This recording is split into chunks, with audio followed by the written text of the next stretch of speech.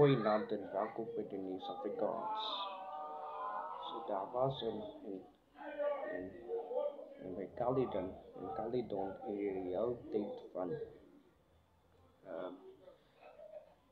Caledon het 'n publiek iVox in altyd in die Weskaap.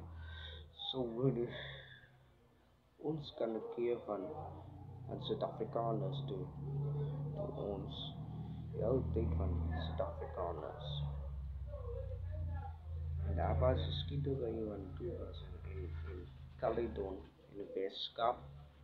So daar was where the N2 closed the N2 toegemaak het, de N2 toegemaak het die altyd van daar was in public violence public iVox.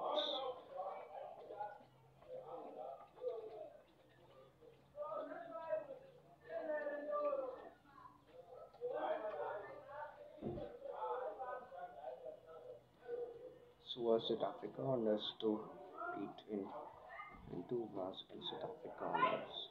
En daar was op Caledon en die hele tyd en daar was 'n geskietery in Somerset.